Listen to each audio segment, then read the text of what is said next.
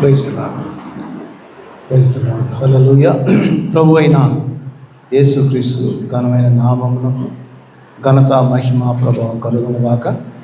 మరి నాకు ఈ సమయం ఇచ్చిన దైవ సేవకులకి నా యొక్క ధన్యవాదాలు తెలియజేస్తున్నాను. అలాగే కూడి ఉన్న మీ అందరికీ ప్రభు అయిన యేసుక్రీస్తు నామం పేరిట నా యొక్క శుభములు, నా యొక్క ధన్యవాదాలు తెలియజేస్తున్నాను. మరొకసారి మనందరం కలిసి దేవుడి సన్నిధిలో దేవుని స్తుతించుటకు, దేవుని ఆరాధించుటకు దేవుడు మనకిచ్చిన ఈ చక్కటి సమయాన్ని బట్టి దేవుడిని ఎంతో ఘనపరుస్తున్నాను. మరి ఈ రాత్రి దేవుని యొక్క వాక్యాన్ని మనం సమీపించుటకు దేవుడు మనకిచ్చిన ఈ చక్కటి అవకాశాన్ని బట్టి దేవునికి కృతజ్ఞతలు. మనందరం అలా నిలబడి ఉండగా దేవుని యొక్క వాక్య భాగంలో నుండి ఒక చిన్న లేఖన భాగాన్ని మనం చదువుదాం. 2వ పేతురు రాసిన పత్రిక 1వ అధ్యాయము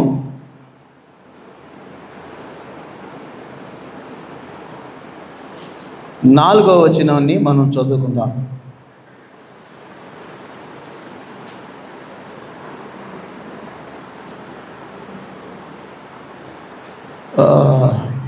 రెండవ వచనం నుంచి చదువుతాం. 2, 3 వచనాలు. తన మహిమను బట్టి గుణాతిశయమును బట్టి మనలను పిలిచిన వారిని గూర్చిన అనుభవ జ్ఞాన మూలముగా ఆయన దైవశక్తి జీవమునకును భక్తికిని కావలసిన వాటన్నిటినీ మనకు దయచేయుచున్నందున దేవుని గూర్చినట్టు మన ప్రభు అయిన యేసును గూర్చినట్టునైనా అనుభవ జ్ఞానము వలన మీకు కృపయు సమాధానము విస్తరించునుగాక. ఆ మహిమ గుణాతిశయములను బట్టి ఆయన మనకు అమూల్యమును అత్యధికములనైన వాగ్దానముల మూలముగా మీరు తప్పించుకొని దేవ స్వభావమునందు పాలివారగునట్లు వాటిని అనుగ్రహించును. దేవుడి మాటను దీవించును కాక. చిన్న ప్రార్థన చేసుకున్నాం. పరిశుద్ధుడు అయిన మా ప్రభువా, యేసయ్యానికి స్తోత్రములు, వందనాలు చెల్లిస్తున్నాం. ఈ రాత్రి పాటలు పాడి నిన్ను స్తుతించుటకు, అలాగే చదువుకున్న వాక్యాన్ని బట్టి నీకు వందనాలు చెల్లిస్తున్నాం. చదువుకున్న వాక్యాన్ని మీ హస్తాలకు సమర్పిస్తూ, అలాగే చేరి ఉన్న మమ్మల్ని అందరినీ కూడా మీ హస్తాలకు సమర్పణ చేసుకుంటూ, మా మధ్యలో మీరున్న దేవుడు ప్రభువా, మాతో మాట్లాడండి, మమ్మల్ని బలపరచండి, మమ్మల్ని ఉత్తేజపరచండి, ఉజ్జీవపరచండి, మమ్మల్ని ప్రభువా ఆ పరిపూర్ణతకు నడిపించండి. నీ కృపకు మమ్మల్ని పాత్రులుగా చేయండి. చేరిన ప్రజలను వాళ్ళ హృదయ వాంఛను తీర్చండి. వారి యొక్క ప్రభు అవసరతల అక్కరను జ్ఞాపకం చేసుకోండి. నీ వాక్యంతో నాయన నువ్వు మాట్లాడుతున్నప్పుడు ప్రభువా, నిశ్చయంగా ప్రభువా నీ ప్రజలను మీరు దీవించండి, ఆశీర్వదించండి, బలపరచమని అల్పునైన నన్ను కూడా కనికరించి నీ కృపకు పాత్రులుగా చేయండి. మేమంతా మీ హస్తాలకే సమర్పించుకోండి. కొద్దిసేపు మాతో మాట్లాడి మహిమ పొందమని యేసుక్రీస్తు నామములో ప్రార్థిస్తున్నాము. ఆమేన్. దయచేసి కూర్చోవచ్చు.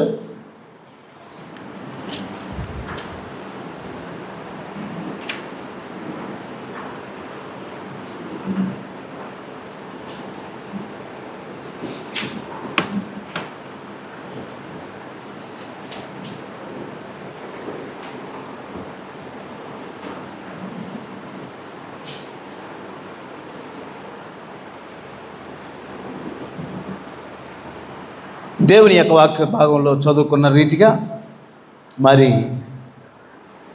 దేవుని స్వభావము నందు, లేకపోతే దేవుని స్వభావములో పాలివారం ఒకట. దేవుని యొక్క స్వభావము నందు మనము పాలివారం అగుట.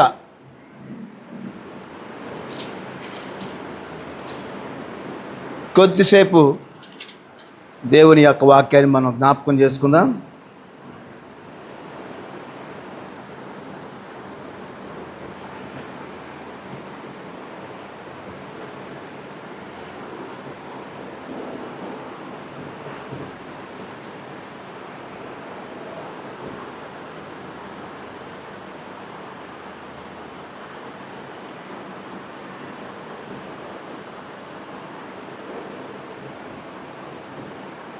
రెండవ పేతురు రాసినటువంటి పత్రికలో మరి అపోస్తుడైనటువంటి పేతురు మరి ఈ పత్రికను రాస్తున్నాడు.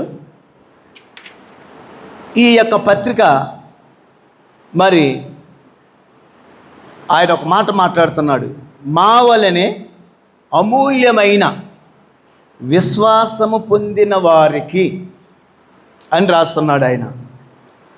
ఈ యొక్క పుస్తకాన్ని, ఈ పత్రికని మరి అపోస్తులు ఎలాంటి విశ్వాసమును పొంది ఉన్నారో అదే సమరూపమైనటువంటి విశ్వాసము కలిగిన వారికి ఈ పత్రికని ఆయన రాస్తున్నట్టుగా చెప్తా ఉన్నాడు. మరి ఈరోజు ఇందులో నుండి కొన్ని కార్యాలను మనం ధ్యానం చేసుకుందాము.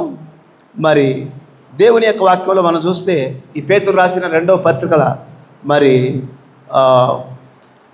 3 అధ్యాయాలు ఉన్నాయి. ఎన్ని అధ్యాయాలు ఉన్నాయి? 3 అధ్యాయాలు ఉన్నాయి. మొదటి అధ్యాయము దేవుని యొక్క గుణలక్షణాలు, దేవుని యొక్క స్వభావాన్ని గురించి రాస్తున్నాడు. రెండవ అధ్యాయము అపహాసకులు ఉన్నారని, మరి ఇలా అపహాసకులు మరి వారి గురించి ఆయన రాస్తున్నాడు. 3వ అధ్యాయం ఎత్తబడుట గురించి, రాకడను గురించి ఈ 3వ అధ్యాయంలో తెలియజేస్తున్నాడు. మొదటిది దైవ స్వభావములో పాలు పొందుట ఎట్లో రాస్తున్నాడు. తదుపరి మరి అపహాసకుల గురించి రాస్తున్నాడు, రాకడను గురించి రాస్తున్నాడు, ఎత్తబడుటను గురించి రాస్తున్నాడు. ఈ మూడు అధ్యాయాల్లో 3 కార్యాలను ఆయన మనకు తెలియజేస్తున్నాడు. దేవుని యొక్క వాక్యంలో మనం చూద్దాము. దేవుని ప్రవక్త ఏమంటున్నాడో అనేది మనం చూద్దాం. చూడండి, దేవుని యొక్క స్వభావం. దేవుని ప్రవక్త ఒక మాట అంటున్నాడు. మీరు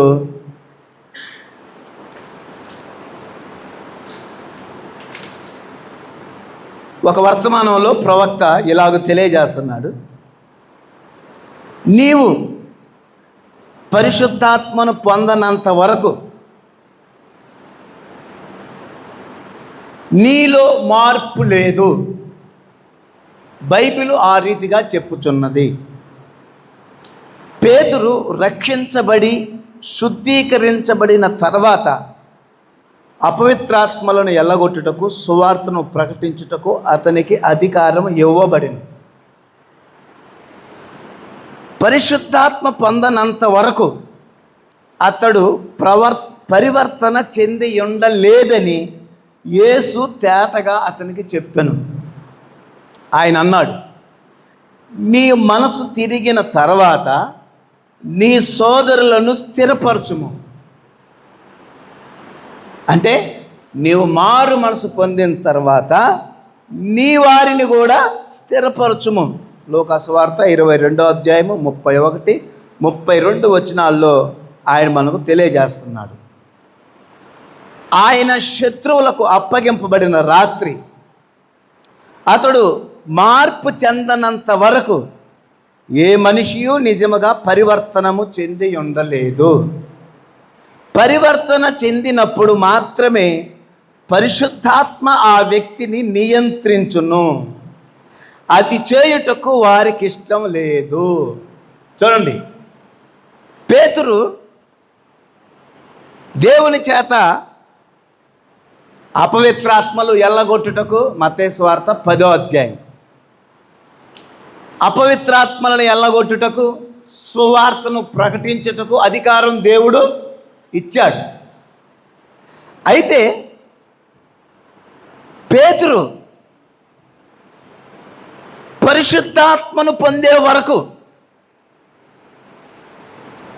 పరిశుద్ధాత్మను పొందకపోతే, పరిశుద్ధాత్మను పొందితే పరివర్తన రావాలంటే పరిశుద్ధాత్మను పొందుకోవాలి. పరిశుద్ధాత్మను పొందుకోకుండా మన జీవితం పరివర్తన చెందదు అని యేసు చెప్పాడు. ఆయన చెప్తున్నాడు లూకా సువార్త 6వ అధ్యాయంలో, నీవు మనసు తిరిగిన తర్వాత, అంటే నువ్వు మారు మనసు పొందిన తర్వాత, అంటే నువ్వు పరిశుద్ధాత్మను పొందిన తర్వాత, నీలో పరివర్తన మార్పు జరిగిన తర్వాత నీతో ఉన్న వారిని నీ వలే చేయాలని చెప్తున్నాడు ఆయన. అయితే పరిశుద్ధాత్మ ఒక వ్యక్తిని నియంత్రించున్నది. అతని యొక్క పరివర్తనలో నిజమైన పరివర్తన పొందుటకు పరిశుద్ధాత్మ మాత్రమే సహాయపడగలదు అని చెప్తున్నాడు. ఎందుకు ఈ మాట ఆయన చెప్పాడు? గెత్సేమని తోటలో యేసు ప్రభువుని పట్టుకోవటానికి వస్తున్నారు. మరి ఆ రాత్రి వేళ రోమా భటులు వచ్చి యేసును పట్టుకోవడానికి వచ్చారు. మరి ఆయన పట్టుకోవటానికి వచ్చినప్పుడు పేతురు ఏం చేశాడో తెలుసా? తన వరలో ఉన్న కత్తిని చూసి ఆ యొక్క మలుకు యొక్క చెవుని తగ్గొట్టి పడేశాడు. మరి శిష్యులు, నేను పరిశుద్ధులను గనుక మీరును పరిశుద్ధులయ్యుండి, నేను పరిపూర్ణను గనుక మీరును పరిపూర్ణులయ్యుండి. శిష్యులకు ఆయన నేర్పేది ఏంటంటే, నేను ఎలా జీవిస్తున్నానో మీరు అలా జీవించాలి, అలా ప్రవర్తించాలని దేవుడు నేర్పిస్తున్నాడు. ఒక చెంప కొడితే మరొక చెంపనివ్వాలి. ఒకడు మైలు దూరం రమ్మంటే 2 మైళ్ళు వెళ్ళాలి. ఒకడు నీవు 2 వస్త్రాలను కలిగి ఉంటే ఒక వస్త్రాన్ని ఇవ్వాలి. ఒక చెంప కొడితే మరొక చెంప చూపించాలి. ఒక్క తిట్టు నిన్ను తిడితే నువ్వెన్ని తిట్లు తిట్టాలి?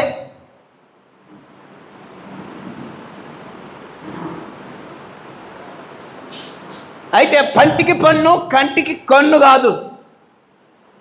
యేసుక్రీస్తు ఆయన ధర్మశాస్త్రాన్ని నెరవేర్చడానికి, ధర్మశాస్త్రంలో ఉన్న దానిని నెరవేర్చి చూపించడానికి ఆయన కృపగా ప్రత్యక్షమయ్యాడు ఆయన.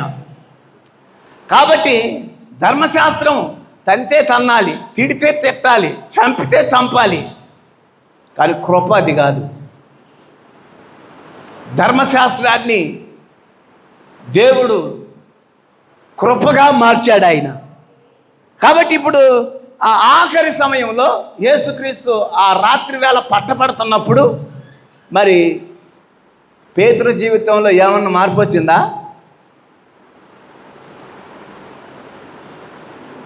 మళ్ళా ధర్మశాస్త్రం వైపు వెళ్తున్నాడు. ఏయ్, మా యేసయ్యని పట్టుకుంటావా అని చెప్పేసని. చూడండి, మనకు ఒక చిన్న తగాదు వచ్చింది అనుకోండి, మన పల్లెలో కానీ మన గ్రామంలో కానీ, ఎవరినైతే ఏరియా వాళ్ళు కొడుతున్నారో వాడి బంధువులందరూ రంగం మీదకి వస్తారు. ఏందిరా ఇప్పుడు మా వాడిని చెయ్యి,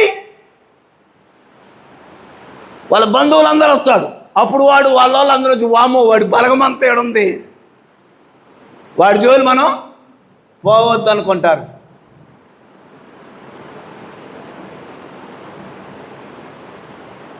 ప్రియులారా, ఎప్పుడైతే పెంతెకోస్తు పండగ దినాన 120 మంది కూడుకున్నప్పుడు అందులో పేతురు కూడా ఉన్నాడు. ఎప్పుడైతే యేసు వెళ్ళిన 10 దినాల తర్వాత, ఆయన వెళ్ళిపోయిన 10 దినాలు వాళ్ళు కనిపెడతా ఉన్నారు. అప్పుడు పరిశుద్ధాత్మ వారి మీదకి దిగొచ్చింది. హల్లెలూయా. అప్పటి నుండి పేతురు యొక్క జీవితంలో పరివర్తన వచ్చింది. దేవునికి స్తోత్రం కలుగును గాక. హల్లెలూయా. కాబట్టి దేవుడు పరిశుద్ధాత్మను ఒక వ్యక్తికి అనుగ్రహించబడినప్పుడు అప్పుడు తన స్వభావానికి వ్యతిరేకంగా జీవిస్తాడు. దేవునికి స్తోత్రం కలుగును గాక. చూడండి, ప్రవక్త ఏమంటున్నాడు? ఇప్పుడు ఒక పరిశుద్ధాత్మ ఒక వ్యక్తిని ఒక రీతిలో తనకై తానుగా తప్పుగా ప్రవర్తింపబడు ప్రతి వ్యక్తిని తన దైవ సంబంధమైన గుణశీలములోనికి వచ్చున్నట్లు చేయును. పరిశుద్ధాత్మ ఏం చేస్తుంది? దైవ సంబంధమైన గుణశీలములు, దైవ స్వభావమును పరిశుద్ధాత్మ ఇచ్చును. తన స్వభావమునకు లోబడినట్లుగా నిన్ను తీసుకొని వచ్చును. దానిని నీ స్వభావమునకు లోబడినట్లుగా నీవు తేలేవు. దాని స్వభావమునకు నీవు లోబడినట్లుగా చేయును. మరియు పరిశుద్ధాత్మ నీవు దైవ స్వభావములో జీవించున్నట్లు, దానిని చేయుటకు ప్రేమించున్నట్లు నిన్ను చేయును. పరిశుద్ధాత్మ నీలోనికి వచ్చినప్పుడు నీలో లోక కార్యములను ఎలా విడిచిపెడతావో కదా, అది నిన్ను అలా శుద్ధీకరించి కడుగుతుంది కదా. హల్లెలూయా. యోహాను సువార్త 3వ అధ్యాయము 3వ వచనంలో ఆయన దాన్ని తెలియజేస్తున్నాడు. చూడండి, ఆయనను వెంబడించే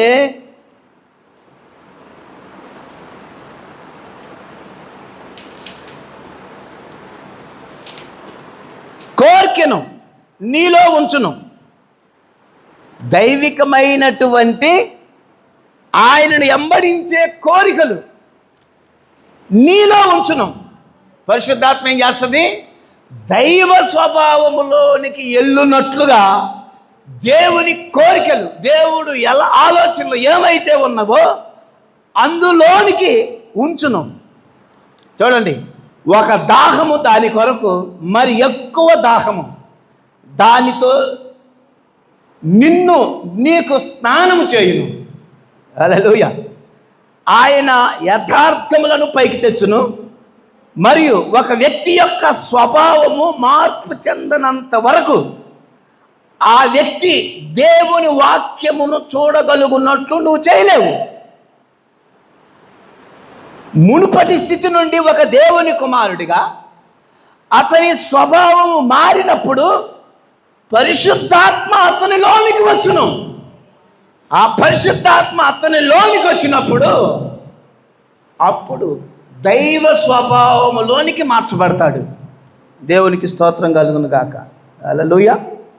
చూడండి, ఆత్మ యొక్క స్వభావము మనసు. మార్పు చెందక ముందు, మార్పు చెందిన తర్వాత, మార్పు చెందక మునుపు అసూయ, అల్లర్లు, శరీర సంబంధమైనవి, లోక సంబంధమైనవి ఉంటవి. అయితే పరిశుద్ధాత్మ నిన్ను తాకినప్పుడు, పరిశుద్ధాత్మ నిన్ను నింపినప్పుడు ప్రేమగా ఉంటావు, తీయగా ఉంటావు, దయగా ఉంటావు. మార్పు చెందే ఆత్మ నీవు పొందుకున్నావు. అదే ఎహెజ్కేలు 8:20లో నూతన ఆత్మ, అదే నూతన స్వభావములోనికి ఎల్లుట. దేవునికి స్తోత్రం కలుగును గాక. నీ మనసు నీ ఆత్మ యొక్క స్వభావం అయి ఉన్నది. నీ మనసు నీ ఆత్మ యొక్క స్వభావం అయి ఉన్నది. కొలసి 3:1 మనం చూసినట్లయితే నీ మనసు యొక్క స్వభావము చనిపోవును. నీ మనసు యొక్క స్వభావం ఎప్పుడైతే చనిపోతుందో అప్పుడు నీవు తిరిగి జన్మ ద్వారా నీ ఆత్మ యొక్క స్వభావము దేవుడై ఉన్నాడు. హల్లెలూయా. ఇప్పుడు ఎప్పుడైతే నువ్వు తిరిగి జన్మిస్తున్నావో నీ ఆత్మ స్వభావము దేవుని స్వభావం అయి ఉన్నది. నీ ఆత్మ యొక్క స్వభావము దేవుడై ఉన్నాడు. అంటే నీలోనున్న పాత ఆత్మ చచ్చిపోతుంది. నువ్వు నూతన జన్మ ద్వారా, తిరిగి జన్మ ద్వారా, పరిశుద్ధాత్మ పొందుట ద్వారా, నూతన స్వభావం నీకిచ్చుట ద్వారా దేవుని ఆత్మ నీ మనసు, నీ ఆత్మ యొక్క స్వభావాన్ని ఆ పరిశుద్ధాత్మ తాకుట ద్వారా నీ ఆత్మ యొక్క స్వభావము దేవుని స్వభావముగా మారిపోతుంది. దేవునికి స్తోత్రం. చూడండి, నువ్వు లోకాన్ని ప్రేమిస్తే దేవుని ప్రేమ నీలో ఉండదు. శరీరాశ, నేత్రాశ, జీవపు డంబం ఇవి లోకానికి సంబంధించినవి. అయితే ప్రియులారా, దేవుని ప్రేమ నీలోనికి రావడానికి ఆ ఆత్మ నిన్ను తాకినప్పుడు శరీరాశ, నేత్రాశ, జీవపు డంబము, అలాగే లోకమును, లోక కార్యాలు అవి నశించిపోతాయి. దేవునికి స్తోత్రం కలుగును గాక. హల్లెలూయా. చూడండి, తిరిగి జన్మించాలి. దేవుని స్వభావము తిరిగి జన్మించుట ద్వారా దేవుని స్వభావము నీలోనికి వచ్చును. దేవుని స్వభావము నీలోనికి వచ్చినప్పుడు అది దేవుడై ఉన్నది. దేవునికి స్తోత్రం కలుగును గాక. హల్లెలూయా. కాబట్టి దేవుని యొక్క వాక్యంలో పౌలు ఇలాగ రాస్తున్నాడు, రోమిలకు రాసిన పత్రిక 6వ అధ్యాయం గురించి. పునరుద్ధానం పొందాలంటే,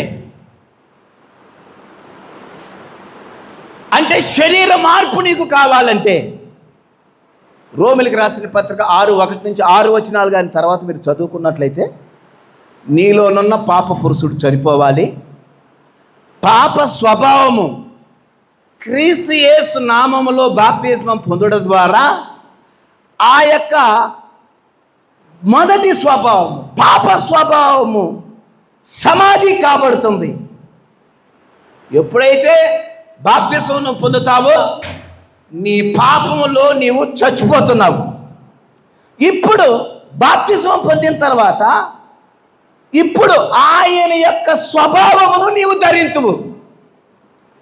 ఇప్పుడు ఆయన చిత్తాన్ని నీవు జరిగిస్తావు. హల్లెలూయా. అలాగే లూకాసు వార్త 6:46 ప్రకారముగా మన తలంపులు ఉండవు, మనలో మన తలంపులు ఉండవు, మన ఆలోచనలు ఉండవు. హల్లెలూయా. ఏముంటుంది? క్రీస్తు మనస్సు విశ్వాసం లోపలికి వస్తుంది. ఇప్పుడు క్రీస్తు మనస్సు నీలో ఉన్నప్పుడు నీవు క్రీస్తు ఆత్మ స్వభావముతో నడిపించబడతావు. దేవునికి స్తోత్రం కలుగును గాక. హల్లెలూయా. అందుకనే ఫిలిప్పు 2:5 పౌలు రాస్తున్నాడు, క్రీస్తు యేసునకు కలిగిన ఈ మనసును మీరును కలిగి ఉండుడి. దేవునికి స్తోత్రం కలుగును గాక. హల్లెలూయా. కాబట్టి క్రీస్తునందు ప్రియమైన దేవుని పిల్లారా, ఆత్మ, పరిశుద్ధాత్మ ఎప్పుడైతే మనల్ని తాకుతుందో ఆ పాత ఆత్మ చనిపోతుంది, నూతన స్వభావం వస్తుంది. నూతన స్వభావంలోనికి నీవు జన్మింపజేయబడతావని దేవుని యొక్క వాక్యం చెప్తా ఉంటా ఉంది. దేవునికి స్తోత్రం కలుగును గాక. అందుకనే దేవుని యొక్క వాక్యంలో మనం ఏం చేస్తుందంటే, కొలసీలకు రాసినటువంటి పత్రిక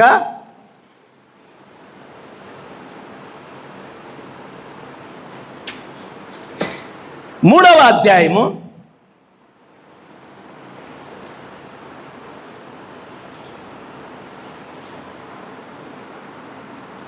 'పౌలు చెప్తా ఉన్నాడు,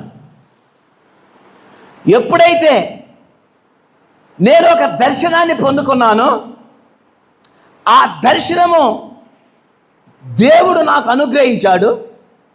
ఆ దర్శనము ద్వారా నా జీవితం మార్పు చెందింది. ఎక్కడది? దమస్కు గేటు దగ్గర దేవుడు ఆయనను దర్శించినప్పుడు ఆ దర్శనం ఏం చేసిందంటే పౌలును పూర్తిగా మార్పు చేసినట్టుగా దేవుని వాక్యం మనకు తెలియజేస్తూ ఉంటా ఉంది. దేవునికి స్తోత్రం కలుగును గాక. హల్లెలూయా. అలాగే తీతు రాసిన పత్రికలో 3వ అధ్యాయము 4వ వచనంలో ఇలాగో రాయబడి ఉంది. 3వ అధ్యాయము 4వ వచనంలో చూడండి, మన రక్షకుడైన యేసుక్రీస్తు యొక్క దయయు మానవుల ఎడల ఆయనకున్న ప్రేమయు ప్రత్యక్షమైనప్పుడు మనము నీతిని అనుసరించి చేసిన క్రియల మూలముగా కాక తన కనికరము చొప్పున పునర్జన్మ సంబంధమైన స్థానము ద్వారా పరిశుద్ధాత్మ మనకు నూతన స్వభావమును కలుగజేయటం ద్వారా మనలను రక్షించును. హల్లెలూయా. ఇప్పుడు ఇదేంటిది? దైవ స్వభావము.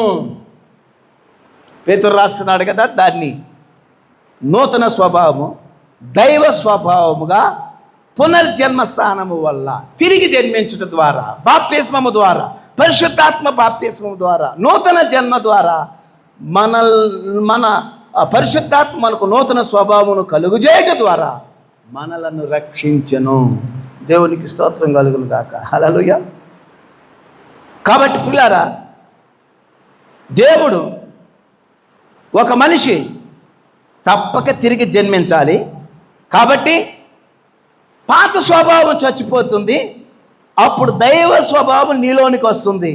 దానినే పేతురు రాసినటువంటి పత్రిక, మొదటి పేతురు రాసిన పత్రికలో మరి పేతురు ఎలాగో మాట్లాడుతూ ఉన్నాడు. పేతురు ఆయన ఈ కార్యాన్ని తెలియజేస్తున్నాడు. ఏమంటున్నాడో చూద్దాం. 1వ అధ్యాయము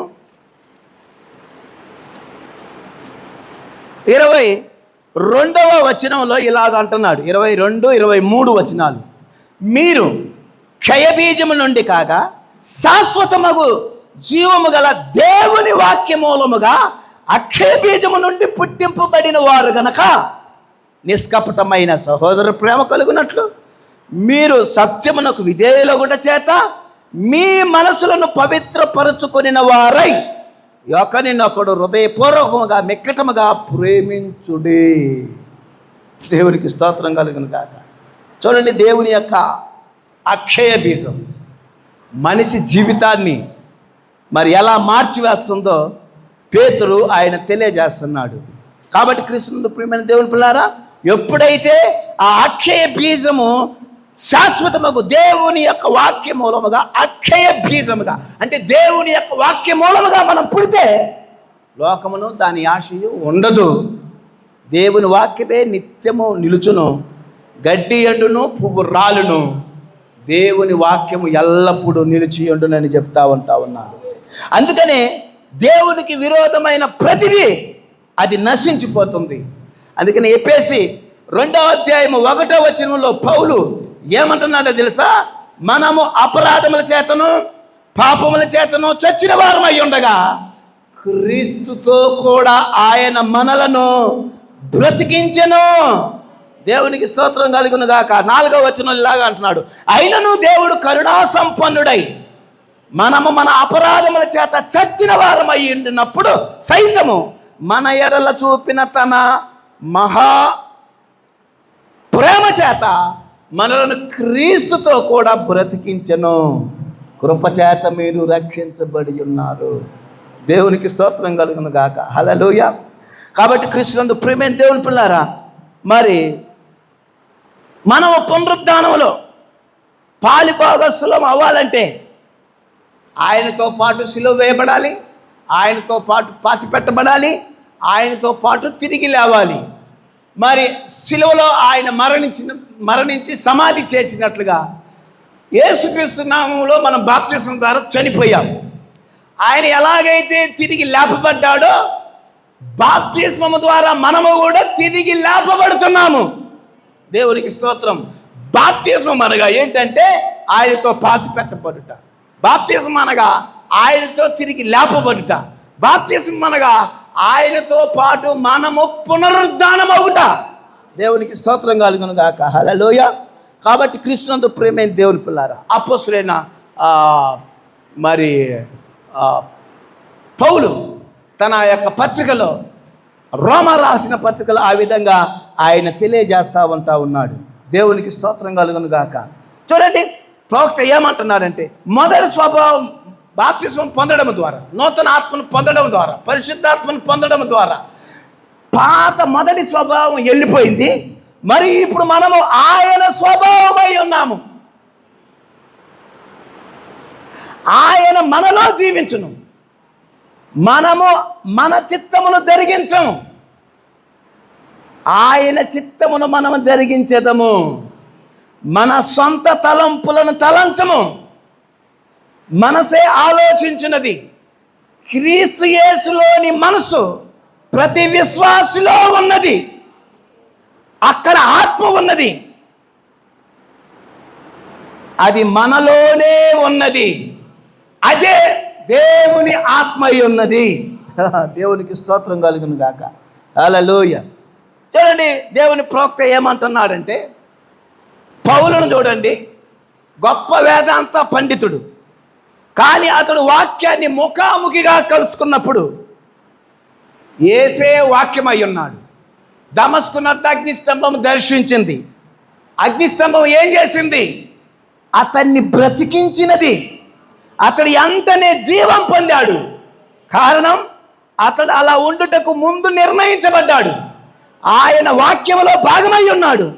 వాక్యమును చూసినప్పుడు వాక్యము అతని స్వభావమై ఉన్నది. దేవునికి స్తోత్రం కలుగును గాక. అతడు వాక్యములో భాగమై ఉన్నాడు. మరియు వాక్యమును చూసినప్పుడు అతడు వాక్యములో భాగమై ఉన్నాడు. వాక్యమును చూసినప్పుడు అది అతని స్వభావమై ఉన్నది. దేవునికి స్తోత్రం కలుగును గాక. హల్లెలూయా. ఆచారములలో ఏ ప్రభావం లేదు.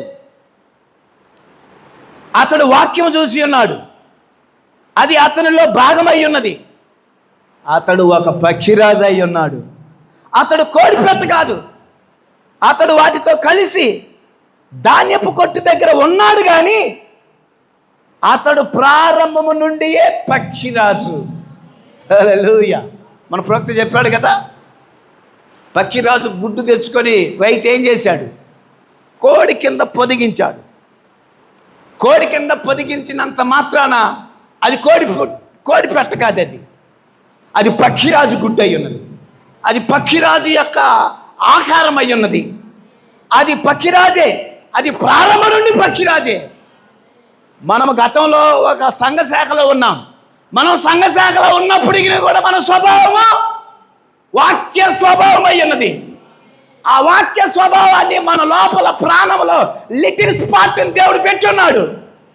ఈ లిటిల్ స్పాట్ చిన్నది, దేవుని భాగం. అది దేవుని వాక్యాన్ని ఎప్పుడైతే మనం వింటున్నామో, వాక్యాన్ని ఎప్పుడైతే చూస్తున్నామో, ఈ లిటిల్ స్పాట్ దేవుడు పెట్టినటువంటి ఆ చిన్న భాగము ఆ వాక్యములో భాగమై ఉంది గనక మనము వాక్యమై ఉన్నాము.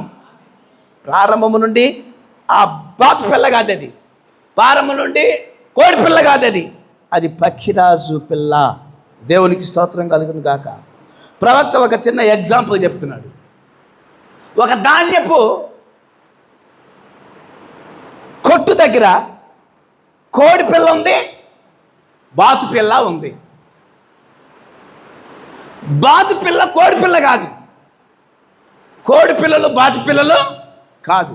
ఎందుకంటే అది ఆ నేచర్ స్వభావ సిద్ధముగా వాటి యొక్క గుణలక్షణాలు వేరు, బాతు యొక్క గుణలక్షణాలు వేరే ఉన్నవి. ఒక రోజున ఆ ధాన్యపు కొట్టు దగ్గర ఆడుకుంటూ ఆ పెట్టలు ఆ యొక్క బాతు కొంచెం దూరంగా వెళ్ళగానే ఒక చల్లటి కాలవ యొక్క ఆ యొక్క ఏమంటారు తేమ, ఆ గాలి వల్ల ఆ చల్లని స్థితి తగిలింది. వెంటనే బాతు ఆ నీటిలోనికి వెళ్ళిపోయింది. కోడి పిల్లలు నీటిలోనికి వెళ్ళలేదు. ఎందుకని? బాతు స్వభావ సిద్ధముగా నీటిలో ఉండే పక్షి. హల్లెలూయా. కాబట్టి కోడి పిల్ల స్వభావం వేరు, బాతు స్వభావం వేరు. కోడి పిల్ల వేరు, పక్షిరాజు స్వభావాలు వేరు. దేవునికి స్తోత్రం కలుగును గాక. హల్లెలూయా. కాబట్టి విశ్వాసి కూడా ఆ విధంగానే ఉన్నాడు. ఎప్పుడైతే దేవుణ్ణి నీవు ముఖాముఖిగా కలుసుకుంటావో అప్పుడు నువ్వు తెలుసుకుంటావు, నీలోనున్న ఇత్తనం అప్పుడు బ్రతికించబడుతుంది. దేవునికి స్తోత్రం కలుగును గాక. ఎప్పుడు ఇక లోక సంబంధమైన కార్యాలు ఎగిరిపోతాయి, ఇక నువ్వు చనిపోతావు. ఎందుకంటే జీవింపచేయు ఆత్మ నిన్ను పట్టుకుంది. అదే దేవుని యొక్క ఆత్మ అయి ఉన్నది. దేవునికి స్తోత్రం కలుగును గాక. హల్లెలూయా. చూడండి, నేను భాషల్లో మాట్లాడాను, నాకు వరాలు ఉన్నాయి, నేను ఏదైనా ప్రవచించను, ఏదైనా చేయగలను, నేను ప్రధాన సంఘానికి సభ్యత్వం చెందిన వాడిని. అది కాదు. నీవు సంఘంలో చేరితే సంఘ సిద్ధాంతాలు బోధిస్తావు, సంఘ ఆచారాలు పాటిస్తావు, సంఘ క్రమాలను పాటిస్తావు. అదే క్రీస్తు ఆత్మతో నింపబడితే నువ్వు వాక్య స్వభావాన్ని కలిగి ఉంటావు. ఆ సిద్ధాంతాలకు వాటికి వేరుగా ఉంటావు. దేవునికి స్తోత్రం కలుగును గాక. హల్లెలూయా. కాబట్టి క్రీస్తునందు ప్రియమైన దేవుని పిల్లారా, దేవుని యొక్క వాక్యాలు కానీ మనం గమనించినట్టయితే, యేసుక్రీస్తు ప్రభువారు యోర్దాను నది దగ్గర ఆయన బాప్తిజం పొందడానికి వచ్చాడు. ఆ బాప్తిజమాన్ని పొందడానికి వచ్చినప్పుడు ఆయన బాప్తిజం పొంది ఒడ్డుకు రాగానే పరిశుద్ధాత్మ ఆకారములో, పావురాకారములో దేవుని ఆత్మ దిగి ఆయన మీదికి దిగి వచ్చింది. ఒక సామాన్యమైన వ్యక్తిగా నడుచుకుంటూ వచ్చాడు. యోర్దానులో దిగాడు. యోహాను చేత బాప్తిస్మం పొందాడు. ఆయన మీదికి పరిశుద్ధాత్మ పావురం ఆకారం వలె వచ్చింది. అప్పుడు ఆకాశం నుండి ఒక స్వరం వినబడుతుంది, ఈయన నా ప్రియ కుమారుడు, ఈయనలో నివసించుటకు నేను ఆనందించుచున్నాను. హల్లెలూయా. కాబట్టి ప్రియులారా చూడండి, ఆయన గొర్రె పిల్ల అయి ఉన్నాడు. యోహాను చెప్పాడు, ఆయన ఇదిగో లోక పాపమును మోసుకొని పోవు దేవుని గొర్రె పిల్ల అయి ఉన్నాడు. గొర్రె పిల్ల వినయం కలిగింది, విధేయత కలిగింది. అది ఎప్పుడు తల వంచుకుంటుంది, అది ఎప్పుడు తలదించుకుంటుంది, అది ఎప్పుడు తగ్గింపు స్వభావంతో ఉంటుంది, వినయ మనస్కురాలుగా ఉంటుంది. అదే దేవుని యొక్క స్వభావం అయి ఉన్నది. అలాంటి స్వభావము ఏ విశ్వాసిలో ఉంటుందో ఆ విశ్వాసి మీదికే పరిశుద్ధాత్మ దిగి వస్తుంది. పరిశుద్ధాత్మ ఆ వ్యక్తినే తాకుతుంది. పరిశుద్ధాత్మ స్వభావాన్ని పొందుకుంటారు. అందరి మీద పరిశుద్ధాత్మ వాలదు. దేవునికి స్తోత్రం కలుగును గాక. కాబట్టి గొర్రెపిల్ల లాంటి మనసు స్వభావం ఎవరికైతే ఉంటుందో పరిశుద్ధాత్మ వాళ్ళ మీదకే వస్తూ ఉంది. దేవునికి స్తోత్రం కలుగును గాక. హల్లెలూయా. మరి గొర్రెపిల్ల ప్రభు అయిన యేసుక్రీస్తు మాదిరిగా ఉన్నాడు. అలాగే విశ్వాసి కూడా గొర్రెపిల్లకు మాదిరిగా ఉన్నాడు. విశ్వాసి మాత్రమే పరిశుద్ధాత్మను పొంది ఆ విశ్వాసులలో ఆయన నివసించు పాత్రలుగా యేసులో ఎలా నివసించాలని ఆనందించాడో నీలో ఆయన ఆత్మ నివసించాలని ఆయన కోరుకొనుచున్నాడు. తోడేలు స్వభావం నీలో ఉంటే పరిశుద్ధాత్మ నీ మీదికి రాదు, నీలోనికి రాదు. పరిశుద్ధాత్మ గొర్రె వలె ఎవరైతే విశ్వాసులు ఉంటారో వాళ్ళ మీదికి వస్తుంది. గొర్రె పిల్లను పావురము నడిపిస్తుంది. ఒక విశ్వాసిని ఎల్లప్పుడూ పరిశుద్ధాత్మే నడిపిస్తూ ఉంటుంది. అదే దైవ స్వభావం అయి ఉన్నది. దేవునికి స్తోత్రం కలుగును గాక. హల్లెలూయా. కాకి తిన్నట్లుగా పావురం తిందాం. కాకి ఏది పడితే ఏది తినగలదో అరాయించుకోగలదు. పావురం ప్రతిదీ తినదు, తిని అరాయించుకోలేదు, చచ్చిపోద్ది. అలాగే విశ్వాసి ఏది పడితే ఏది తినకూడదు, త్రాగకూడదు. హల్లెలూయా. కాబట్టి ప్రియులారా విశ్వాసి కూడా అలాగే, ఒక క్రైస్తవుడు కూడా అలాగే.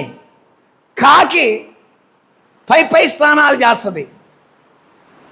నీళ్ళుంటాడా మునిగి లేస్తుంది. కానీ పావురానికి నీళ్ళల్లో మునగాల్సిన పని లేదు. ఎందుకంటే ఒక రకమైనటువంటి రసము పావురంలో ఉంటుంది. ఆ రసమే లోపట ఎలపట పావురాన్ని శుద్ధి చేస్తుంది. అలాగే దేవుని యొక్క ఆత్మ నీలో ఉన్నప్పుడు నిన్ను లోపట శుద్ధి చేస్తుంది, నిన్ను బయట శుద్ధి చేస్తుంది, నీ శరీరాన్ని శుద్ధి చేస్తుంది, నీ ఆత్మను శుద్ధి చేస్తుంది. దేవునికి స్తోత్రం కలుగును గాక. హల్లెలూయా.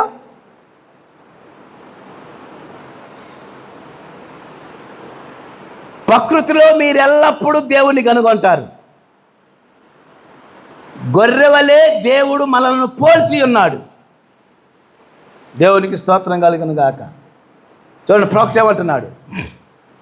గొర్రెపిల్ల పావురాన్ని నడిపించుటకు దిగవచ్చును, పావురము ఆయనను వధించు ఆయన దగ్గరికి నడిపించును. పావురం ఇప్పుడు ఆ గొర్రెపిల్ల పావురము ఏ ఇతర పక్షుల పైకి దిగి ఉండేది కాదు. ఆ రెండు ఒకే స్వభావము కలిగి ఉండవలసి ఉన్నది. గొర్రె, పావురం రెండు ఒకటే స్వభావాలు. రెండు, పావురము ఒక తోడేళ్ళ మీద దిగి ఉంటే అది గుర్రుమని కొరకబెడుతుంది, పావురం ఎగిరిపోద్ది, మంచిది. అయితే ఇప్పుడు ఈ విధంగా ఉన్నది, మనం తప్పుడు మార్గాలను బట్టి పరిశుద్ధాత్మ త్వరగా మన మీద నుండి ఎగిరిపోవును.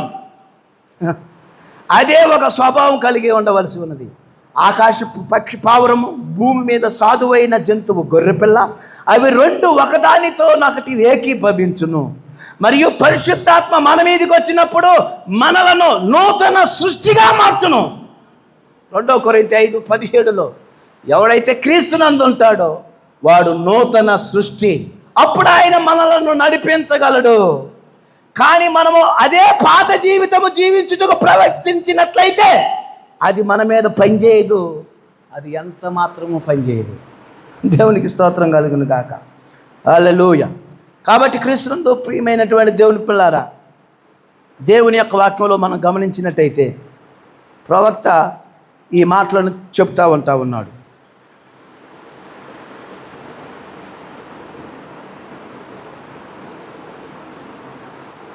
ఒకరోజు ఒక యవనస్తుడిలాగా అడిగాడు, నేను పలానా అమ్మాయిని వివాహం చేసుకోవాలన్నాడు. నేనన్నాను, ఆమె గురించి నువ్వు ఎంత ఆలోచిస్తున్నావు అన్నాడు. అతడు అన్నాడు, ఓ మై, నేను ఆమెను ప్రేమిస్తా ఉన్నానన్నాడు.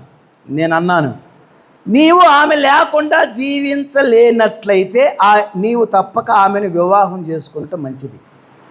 కానీ ఆమె లేకుండా జీవించగలిగినట్లయితే ఆమెను వివాహం చేసుకోవద్దు. కాబట్టి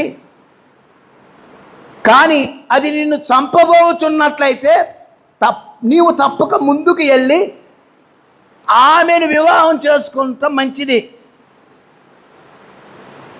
కాబట్టి నేను అతనికి ఏం చెప్పుటకు ప్రయత్నించుచున్నానంటే, నీవు ఆమెను అంతగా ప్రేమించినట్టయితే ఇప్పుడు ప్రస్తుతానికి వివాహానికి ముందు ప్రతిదీ చక్కగా సొగసుగా ఉంటుంది. కానీ వివాహమైన తర్వాత అప్పుడు జీవితం యొక్క శ్రమల్లో శోధనలు వస్తాయి. అప్పుడే మీరు ప్రేమ కలిగి ఒకరినొకరు అర్థం చేసుకోవాలి. ఆమె యందు నిరాశపడినప్పుడు, నీ యందు నిరాశపడినప్పుడు మీరు ఇంకను ఒకరినొకరు అర్థం చేసుకోవాలి. అదే క్రీస్తుతో కూడా ఆ విధంగానే ఉన్నది. నీవు ఆయన్ను ప్రేమించవలసి ఉన్నది. చివరకు నీవు ఆయనను ఏదైనా అడిగినప్పుడు ఆయన దాన్ని నీవు ఇయ్యకపోయినా అది కొంచెం కూడా నిన్ను కదిలించకూడదు.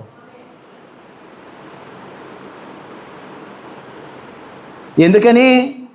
మరియు నీవు దానిని చేయగలిగే ఒకే ఒక మార్గం ఆయన దైవ స్వభావంలో పాలువారొకటే. అప్పుడు ఆయన దాన్ని నీకు ఎందుకు ఇవ్వలేదో నీవు గ్రహించగలుగుతావు. దైవ స్వభావంలో పాలువారమైనప్పుడు. దేవునికి స్తోత్రం కలుగును గాక. హల్లెలూయా. కాబట్టి కృష్ణునందు ప్రియమైన దేవుని పిల్లారా, దేవుని ప్రవక్త ఇలాగంటున్నాడు,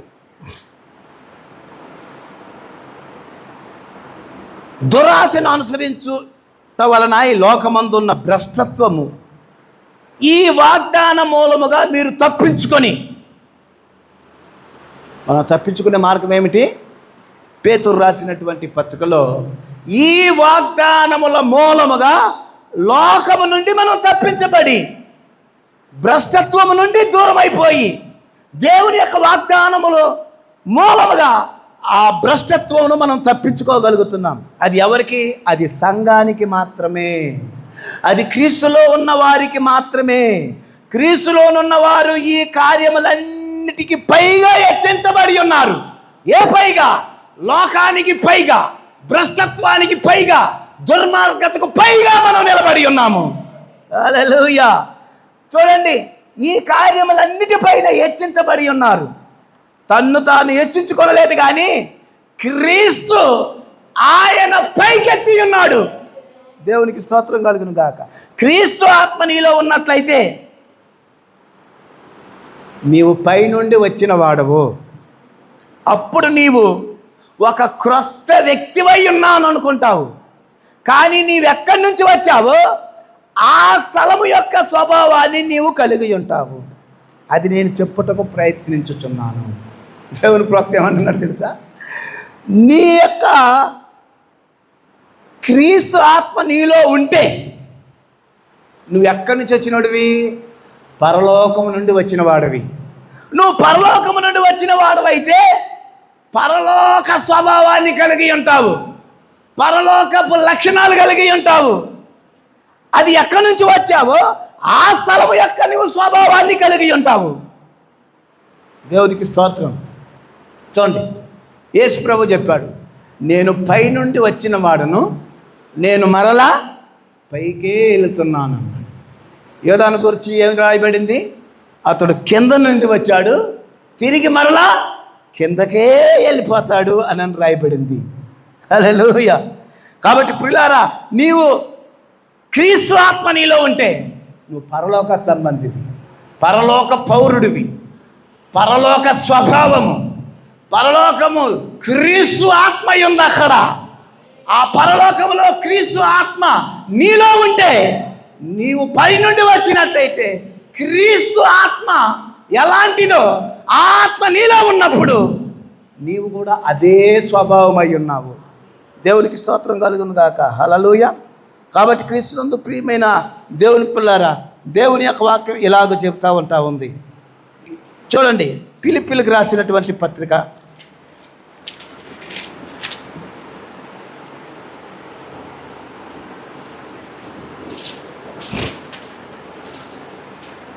3వ అధ్యాయం 21వ వచనంలో ఇలాగ రాయబడింది, మన పౌరస్థితి పరలోకమందున్నది, అక్కడ నుండి మన ప్రభు అయిన యేసుక్రీస్తు అను రక్షక నిమిత్తం మనం కనిపెట్టుకొని ఉన్నాం. సమస్తము తనకు లోబరుచుకొన జాలని శక్తిని బట్టి ఆయన మనము దీనదశలో తన మహిమగల శరీరమునకు సమరూపము గల దానిగా మార్చును. దేవుడు ఆయన మన దీన స్థితిని బట్టి, మన దీన శరీరమును ఆయన ఆత్మతో నింపబడ్డాం గనక తన మహిమ గల శరీరం ఎలాగైతే ఉన్నదో మన శరీరాన్ని ఆ మహిమ కలిగిన శరీరానికి సమాంతరంగా చేయాలంట. ఓ దేవునికి స్తోత్రం. అదే దైవ స్వభావములోనికి మార్చబడుట. దేవునికి స్తోత్రం కలుగును గాక. హల్లెలూయా. ప్రియులారా, దేవుని యొక్క వాక్యములో మనము దేవుని రాజ్య పౌరుడు అయితే, ఆ రాజ్యానికి పౌరుడు అయితే, ఆ రాజ్యములో జన్మించిన వ్యక్తివైతే ఆ లక్షణాలే నీ కలిగి ఉంటావు. నీ ప్రవర్తన ఆత్మ సంబంధమైన ప్రవర్తన, నీ స్వభావము క్రీస్తు యొక్క స్వభావముగా ఉంటుంది. దేవునికి స్తోత్రం కలుగును గాక. హల్లెలూయా. కాబట్టి క్రీస్తునందు ప్రియమైన దేవుని పిల్లారా, మరి మనము పరదేశులమును యాత్రికులమునై ఉన్నాము. అందుకనే మనం పైనుండి జన్మించినప్పుడు దేవుని నుండి దిగి వచ్చిన పరిశుద్ధాత్మ నువ్వు కలిగి ఉంటావు. అది నీ స్వభావం. నీ సహోదరి, నీ తల్లి, నీ మంచి స్నేహితుడు ఆ రీతిగా బట్టలు వేసుకున్నప్పటి నుండి నీకేం కాదు. పైనుండి దేవుని ఆత్మ ద్వారా జన్మించిన క్రైస్తవుడు పైనుండి వచ్చినవాడు. వారి ఆత్మ మరొక రాజ్యానికి చెందింది. ఓ, దాని గురించి నేను ఎంతో ఆనందించుచున్నాను. పరిశుద్ధాత్మ యొక్క సామాన్యత, దాన్ని వెంబడించడం, దాన్ని కనిపెట్టడం, అది ఎలాగూ ప్రవర్తిస్తుందో అలాగే నిన్ను ప్రవర్తించినట్లుగా చేయును. హల్లెలూయా. కాబట్టి క్రీస్తునందు ప్రియమైనటువంటి దేవుని పిల్లారా, దేవుని యొక్క వాక్యం ఇలాగో చెబుతూ ఉంటా ఉంది. దేవుని నామానికి మహిమ కలుగును గాక.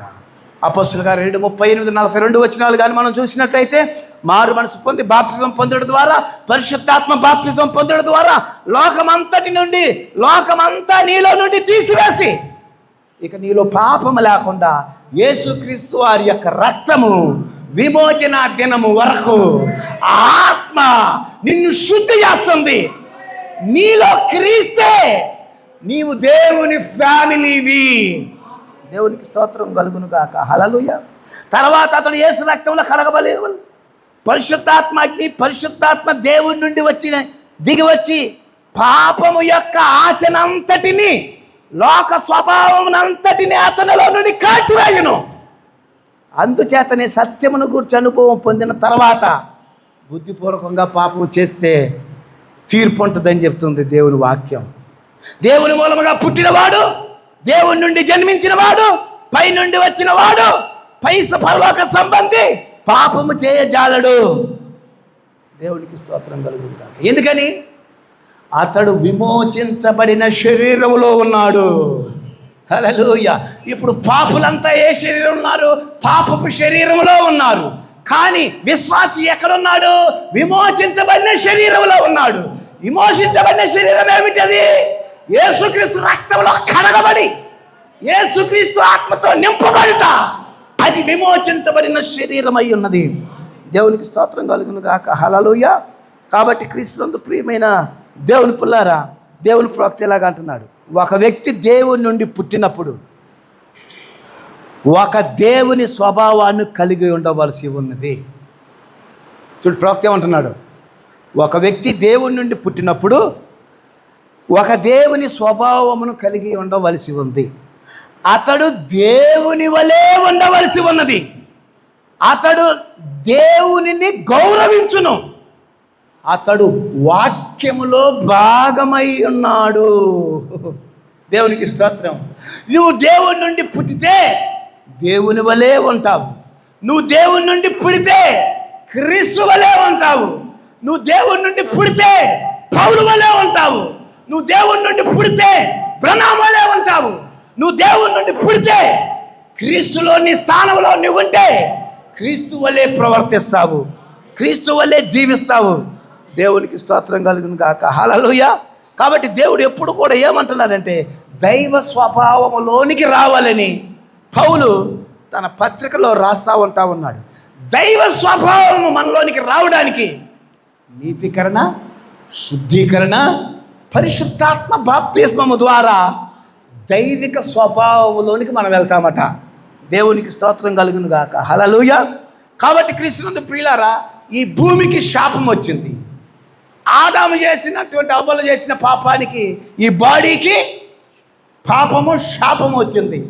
భూమికి కూడా శాపం వచ్చింది. ఇప్పుడు దేవుడు భూమిని విమోచించాలి, ఈ శరీరాన్ని విమోచించాలి. దేవునికి స్తోత్రం కలుగును గాక. మరి ఆదిలో ఆదామును మరి తిరిగి మరలా దేవుని సముఖానికి నడిపించాలంటే గొర్రెపిల్ల బలి అయిపోయింది. అలాగే ఈ భూమి మీద యేసుక్రీస్తు రక్తము కూడా ఈ భూమి మీద ఒలికించబడింది. ఎందుకని? ఇప్పుడు మనిషిని విడిపించాలి, భూమిని విడిపించాలి. ఇప్పుడు ఈ భూమి, ఇది కూడా భూమి అయి ఉన్నది, ఇది మట్టి అయి ఉన్నది, ఇది మట్టి అయి ఉన్నది. ఈ మట్టి భూమిని విమోచించడానికి ఆయన రక్తాన్ని చిందించాడు. ఆయన రక్తము చిందించడం ద్వారా మనము విమోచించబడిన శరీరంలోనికి వచ్చాము. దేవునికి స్తోత్రం కలుగును గాక. చూడండి, శరీరము, ఆత్మ, ప్రాణము. ప్రవక్త ఏమంటున్నారు తెలుసా? శరీరము, ఆత్మ, ప్రాణము. ప్రాణమే నీ ఆత్మ యొక్క స్వభావం అయి ఉన్నది. హల్లెలూయా. దేవుని స్వభావం ఏంటిది? ఆదికాండం 1:26-27 వచనాలు. ఆదికాండం 2వ అధ్యాయం 7వ వచనం. హల్లెలూయా. చూడండి, దేవుడు లోకమును ఎంతో ప్రేమించెను. దేవుడు లోకమును ఎంతో ప్రేమించెను. లోకమంటే, లోకమనగా లోకంలో ఉన్నదంతయు నేత్రాశ, జీవపుటంబం, శరీరాశ. దేవుడు దానికోసం వచ్చాడా?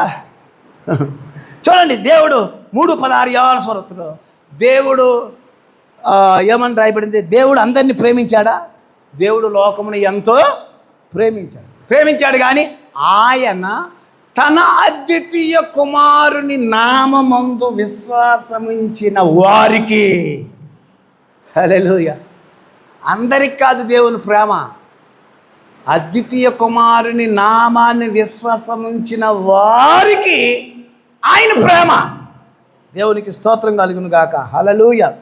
చూడండి, దేవుడు అందరినీ ప్రేమిస్తున్నాడు అనుకుంటారు.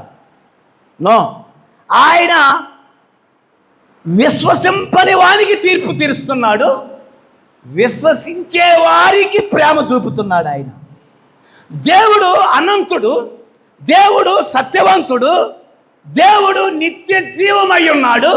ఆయన ఆది అంతం లేనివాడై ఉన్నాడు. ఆ అనంతుడు, ఆ నిత్య జీవమై ఉన్న దేవుడు, ఆత్మరూపంలో ఉన్న దేవుడు, అదృశ్య స్వరూపి. ఆయన తన గుణలక్షణాలను అనంతుడుగా ఉండి బయలుపరచలేడు, నిత్య జీవంలో ఉండి బయలుపరచలేడు. ఇప్పుడు ఆయన తన్ను తాను ఒక రూపంలోనికి వచ్చి ఆ రూపంలో ఆయన స్వభావాన్ని, ఆయన గుణలక్షణాలను వ్యక్తం చేసుకోవాలి. అందుకే పలకబడిన మాట ద్వారా ఆదాముని ఎలా సృష్టించాడో, పలకబడిన వాక్యము ద్వారా మరియ గర్భములో సృష్టించబడ్డాడు. ఆయన ఇప్పుడు సృష్టించబడి అనంతుడుగా ఆయన బయలుపరుచుకోలేడు. సర్వశక్తిమంత ఆయన ఏమంటారు, నిత్య జీవములో ఉండి ఆయన తనను తాను బయలుపరుచుకోలేడు. కానీ ఆదామును స్పోకెన్ వర్డ్ ద్వారా ఎలాగ 1:26 వచనంలో సృష్టించాడో, అలాగే దేవుడు కూడా పలకబడిన వాక్యము ద్వారా కన్యమరియ గర్భములో తన్ను తాను ఒక మానవుడిగా, ఒక కుమారుడిగా తన్ను తాను ప్రత్యక్షమయ్యాడు. హల్లెలూయా. దానినే సన్ ఆఫ్ మ్యాన్ మినిస్ట్రీ అని చెప్పబడుతుంది, మనుష్య కుమారుని యొక్క పరిచర్య. చూడండి, దేవుడు మానవుడిగా వచ్చి, మనుష్య కుమారుడిగా వచ్చి ఇప్పుడు చెబుతున్నాడు, తన్ను తాను ప్రత్యక్షపరుచుకుంటున్నాడు, తన్ను తాను వ్యక్తపరుచుకుంటున్నాడు, తనలో ఉన్న గుణలక్షణాలను బయలుపరుస్తున్నాడు, తనలో ఉన్న ఉద్దేశాలను బయలుపరుస్తున్నాడు, తన స్వభావాన్ని వ్యక్తం చేస్తున్నాడు. దేవునికి స్తోత్రం కలుగును గాక. హల్లెలూయా. చూడండి, ఆయన స్వభావము మానవుడిగా ఉన్నాడు. 5 రొట్టెలు 2 చేపలు ఆయన చేతుల్లో తీసుకున్నాడు. కానీ 5 రొట్టెలను 2 చేపలను ఆయన విస్తారముగా వృద్ధి చేశాడు. ఆయన మానవుడిగా చేతుల్లో రొట్టెలు పెట్టుకున్నాడు. ఆయనలో దైవత్వం ఉన్నది, దైవ స్వభావం ఉన్నది. ఇప్పుడు ఆయన ఏం చేశాడు? 5 రొట్టెలు 2 చేపల్ని 5,000 మందికి పంచగలిగాడు. ఆయన మానవుడిగా సముద్ర తీరాన్ని నడిచాడు, దేవునిగా సముద్రం మీద అలలను, గాలి, తుఫానును గద్దించాడు. ఆయన సంపూర్ణ మానవుడు, సంపూర్ణ దేవుడు అయి ఉన్నాడు. ఆయన దేవునికి స్తోత్రం కలుగును గాక. 5 రొట్టెలు 2 చేపలు ఆయన 5,000 మందికి పంచగా 12 గంపలను మిగిల్చాడు. ఇదే విధంగా ఐగుప్తులో నుండి ఇశ్రాయేలు బయటికి వస్తున్నప్పుడు ఆకాశం నుండి మన్నాను కురిపించాడు. హల్లెలూయా.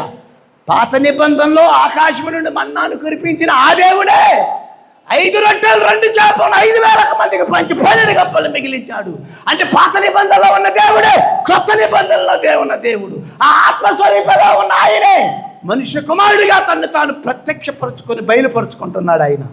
దేవునికి స్తోత్రం కలుగును గాక. హల్లెలూయా. కాబట్టి గొప్ప యెహోవా శరీరధారిగా, సన్ ఆఫ్ మ్యాన్గా ప్రత్యక్షపరుచుకుంటున్నాడు. ఇప్పుడు దేవుని యొక్క స్వభావం అంతటిని క్రీస్తులో ఉండి ఆయన తన్ను తాను ప్రత్యక్షపరుచుకుంటున్నాడు.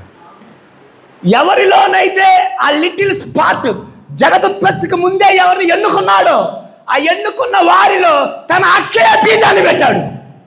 ఇప్పుడు ఆయన వాక్యముగా వచ్చాడు. ఈ వాక్యము ఎవరి లోపల అక్షయ బీజం ఉన్నదో ఆ వాక్యము ఈ వాక్యమును ఆకర్షించును. దేవునికి స్తోత్రం కలుగును గాక. హల్లెలూయా. అందుకే దేవుని వాక్యం చెబుతుంది, దేవుడు అందరిని ప్రేమించాడా? దేవుడు అందరిని ప్రేమిస్తే నోవాహు దినాల్లో ఓడను సిద్ధం చేసుకొని 8 మంది ఎందుకు రక్షించబడ్డారు? లోకమంతా ఎందుకు నాశించిపోయింది? హల్లెలూయా. చూడండి, నేను యాకోబును ప్రేమించి తిని ఏశావును ద్వేషించి తిని అన్నాడు. దేవుడు ఏబేలు అర్పణను అంగీకరించాడు, కయీను అర్పణను త్రోసివేశాడు. కయీను యొక్క స్వభావము అపవాది యొక్క స్వభావం అయి ఉన్నది. ఏబేలు యొక్క స్వభావము ఆదాము యొక్క స్వభావం అయి ఉన్నది. ఆదాము యొక్క స్వభావము దేవుని స్వభావం అయి ఉన్నది. హల్లెలూయా. కాబట్టి క్రీస్తునందు ప్రియమైనటువంటి దేవుని పిల్లారా,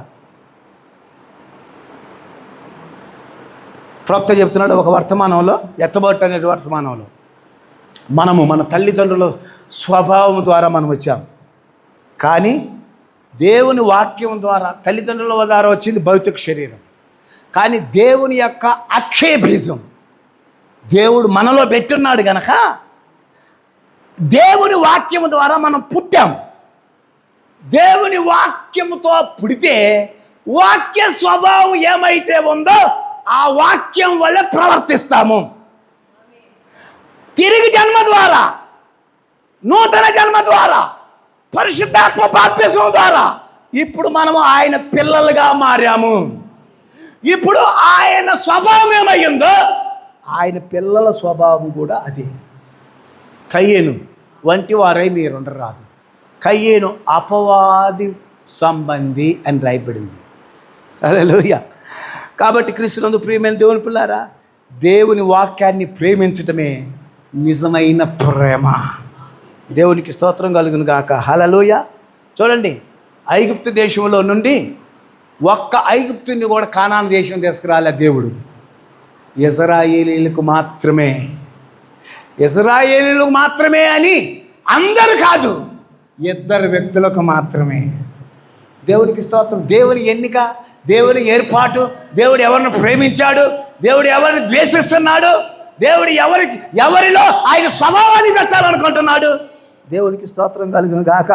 ఆయన ఎవరిని ప్రేమిస్తున్నాడో వారే దైవ స్వభావం కలిగిన వారై ఉంటారు. దేవునికి స్తోత్రం కలుగును గాక. హల్లెలూయా. కాబట్టి క్రీస్తునందు ప్రియమైనటువంటి దేవుని పిల్లారా, ఎత్తబట్టు అనే వర్తమానంలో నీవు దేవునిలో భాగమై ఉన్నావు. ఈ కోట్లాది మంది ప్రజల్లో క్రైస్తవులు అనేక మంది కనబడుతున్నారు. కోట్ల మంది క్రైస్తవులు ఉన్నారు. కానీ ఈ కోట్ల మంది క్రైస్తవులలో దైవ స్వభావము క్రైస్తవులు అనబడిన వారందరిలో లేదు. ఎక్కడుంది మరి? ప్రవక్త చెప్తున్నాడు, తలరాయి నొద్దకు తెచ్చున్నదే ఈ వర్తమానం. అదే తిరిగి జన్మ ద్వారా తలరాయి దగ్గరికి తెస్తున్నాం. నూతన జన్మ ద్వారా తలరాయి దగ్గరికి వస్తున్నాం. పరిశుద్ధాత్మ బాప్తిస్మం ద్వారా తలరాయి దగ్గరికి వస్తున్నాము. దేవునికి స్తోత్రం కలుగును కాక. ఇప్పుడు చెప్పండి, తలరాయి నొద్దకి ఎవరిని తీసుకుని వస్తుంది? క్రైస్తవులందరినీ కాదు, తిరిగి జన్మించిన వారే తలరాయి దగ్గరికి వస్తారు. నూతన జన్మ ద్వారా తలరాయి నొద్దకు వస్తారు. క్రొత్త జన్మ ద్వారా తలరాయి నొద్దకు వస్తారు. తలరాయి ఏంటిది? ప్రేమ. తలరాయి ఏంటిది? దేవుడు. ఆ దేవుడు ఏమై ఉన్నాడు? దేవుడు దేవుని స్వభావం అయి ఉన్నాడు. ఇప్పుడు తలరాయి దగ్గరికి ఎవరు వస్తారు? దైవిక స్వభావం గలవారే. దేవునికి స్తోత్రం కలుగును గాక. హల్లెలూయా. చూడండి, ఒక వర్తమానంలో ప్రవక్త ఇలాగ చెప్తున్నాడు, నీవు తప్పక తిరిగి జన్మించాలి అనేటువంటి వర్తమానంలో నేను చేయి క్రియలు మీరు చేయుదురు. ఆయన గుణలక్షణాలే మీ గుణలక్షణాలు, ఆయన స్వభావమే మీ స్వభావము. దేవునికి స్తోత్రం కలుగును గాక. హల్లెలూయా. దేవుని కుటుంబంలో జన్మిస్తే, దేవుని వాక్యంలో జన్మిస్తే దేవుని వాక్య పోలికలు నీలో ఉంటాయి.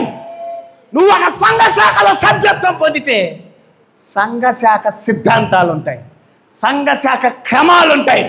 నువ్వు వాక్యానికి జన్మిస్తే వాక్య పోలికలు ఉంటాయి. దేవునికి స్తోత్రం కలుగును గాక. హల్లెలూయా.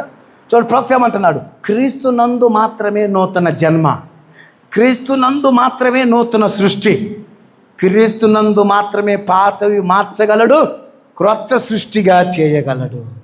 దేవునికి స్తోత్రం కలుగును గాక. హల్లెలూయా. చూడండి, బలవంతుడైన దేవుడు మన ముందు ప్రత్యక్షమాయను అనేటువంటి వర్తమానంలో ప్రవక్త ఏమంటున్నాడంటే, యేసుక్రీస్తు దేవుని వాక్యమై ఉన్నాడు. దేవుడు ఏంటిది? వాక్యమై ఉన్నాడు.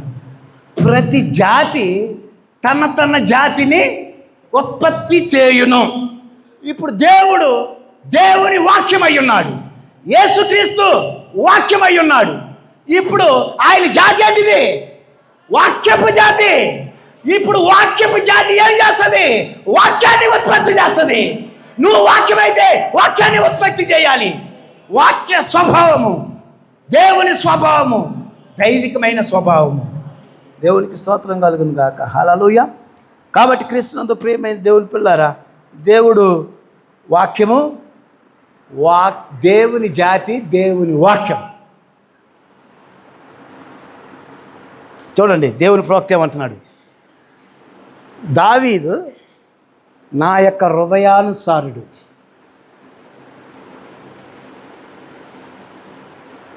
దావీదు ఎలాంటి వాడట? నా హృదయానుసారుడు. దావీదు దేవుని యొక్క హృదయం ఏంటో, ఆయన హృదయము దావీదు హృదయం ఒకటే అని అంటున్నాడు. అలాగే మోషే నా ఇల్లంతటిలో నమ్మకమైన వాడు. మోషే సాత్వికుడు. ఇవన్నీ ఎవరి లక్షణాలు? నేను సాత్వికుడును దీన మనసు గలవాడును గనక మీరును సాత్వికులు దీన మనస్కులయ్యుండుడి. దేవునికి స్తోత్రం కలుగును గాక. హల్లెలూయా. కాబట్టి ఇది దేవుని యొక్క స్వభావం అయి ఉన్నది.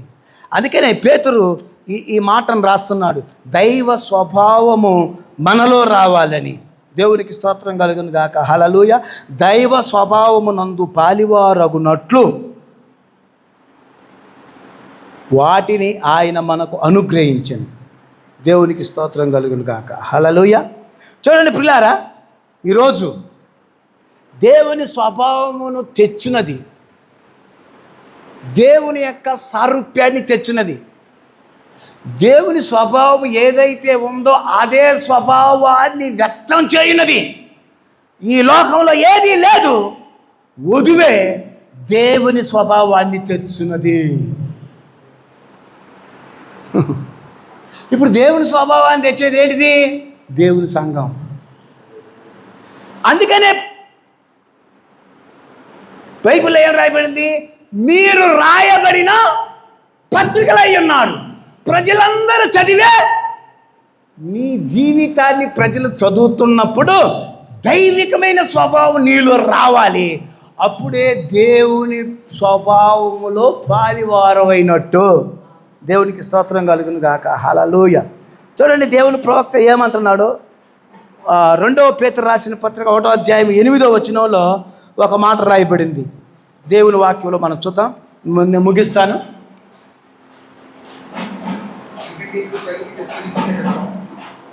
ఇవి మీకు కలిగి విస్తరించిన ఎడల అవి మన ప్రభు అయిన యేసుక్రీస్తును గూర్చిన అనుభవ జ్ఞాన విషయంలో మిమ్మును సోమరులైనను నిష్ఫలులైనను కాకుండా.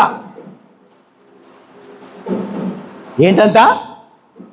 సోమరులుగా నిష్ఫలులుగా కాకుండా. ఇవి ఎవరికి లేకపోవునో వాడు తన పూర్వ పాపాలు శుద్ధి కలిగిన సంగతి మర్చిపోయి గుడ్డివాడును దూరదృష్టి లేనివాడగును. దేవునికి స్తోత్రం. చూడండి, ఇక్కడ మిమ్మల్ని క్రీస్తుని గురించిన అనుభవ జ్ఞాన విషయంలో మిమ్మల్ని సోమరులైనను నిష్ఫలులైనను కాకుండా. చూడండి, ఇక్కడ సోమరులైనను అని రాయబడింది. రెండవది నిష్ఫలులైనను. మీరు ఇంగ్లీష్ బైబిల్లో చూస్తే గొడ్రాండ్రుగా కాక. నిష్ఫలులు అంటే ఏంటి? గొడ్రాండ్రుగా కాక. చూడండి, దేవుని యొక్క వాక్యంలో మిమ్మల్ని గొడ్రాలుగా చేయను, సోమరులుగా చెయ్యను. ఈ యొక్క సోమరితనం, గొడ్రాలుతనం ఏమిటది? దేవునికి స్తోత్రం. ప్రవక్త ఏమంటున్నాడో మనం చూద్దాం. దేవుని ప్రవక్త ఏమంటున్నాడో మనం ఒకసారి చూద్దాం. అబ్రహాం శారాలు మనం చూసినట్లయితే 89-99 సంవత్సరాలు. వీళ్ళు పూర్తిగా వృద్ధులు. ఇక ఏ మాత్రము వాళ్ళ గర్భము తెరవబడి ఏ ఒక బిడ్డను కూడా తెచ్చే స్థితి స్థాయి లేని మృతతుల్యమైనటువంటి శరీరం. ఇక వాళ్ళు గొడ్రాలే. అయితే దేవుని ప్రవక్త చెప్తున్నాడు, పేతురు, సోమరులైనను నిష్ఫలులైనను కాకుండా చేయును. ఏంటిది? మన ప్రభు అయిన యేసు క్రీస్తు గూర్చిన అనుభవ జ్ఞానము. ఆయన యొక్క అనుభవ జ్ఞానము సోమరులుగా చేయదు, గొడ్రాలుగా చేయదు. అయితే గొడ్రాలుతనం అంటే ఏమిటి? చూడండి, గొడ్రాలుతనం అంటే ప్రవక్త ఏం చెప్తున్నాడో మీకు చెప్తున్నాను. అది చూడండి. శారా ఆమె గొడ్రాలు,